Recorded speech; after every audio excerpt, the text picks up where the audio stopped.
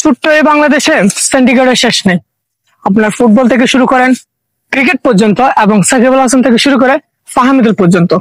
সাকিব আল হাসানের 17 বছরের ক্যারিয়ারে আর 7 মাসের রাজনীতি মানুষ বিবেচনা করেছে।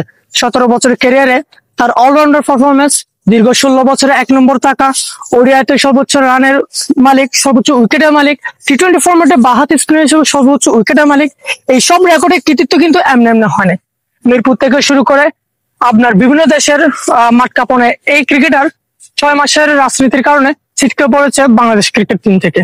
হয়তো হারাই মানুষজন টের পাচ্ছে আসলে বাংলাদেশ কি হারিয়েছে।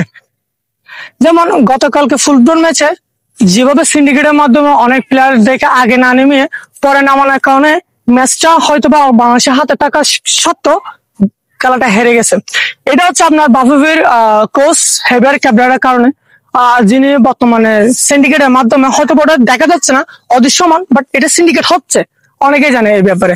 তেমনি ভাবে আপনার বর্তমানে ক্রীড়া সভাপতি আসিফ মাহমুদের কারণে তিনি রাজনীতি সাকিব আল হাসানের যে পোস্ট গুলো দিচ্ছে, আসলে একজন মানুষের বার্থডে উইশ করতে পারে, এটা নিয়ে কোনো দ্বন্দ্ব নেই। এটাকে যদি আপনি রাজনীতি হিসাব করে যদি তাকে ক্রিকেট থেকে বাদ দিয়ে দিতে চান তাহলে ওটা তার হলো না। সর্বশেষ একটা কথাই বলা যায়, বাংলাদেশের স্পোর্টস, বাংলাদেশের ফুটবল, বাংলাদেশের ক্রিকেট সবকিছু প্রিয় হলে আপনার উপরে সবকিছু ঠিক করতে হবে।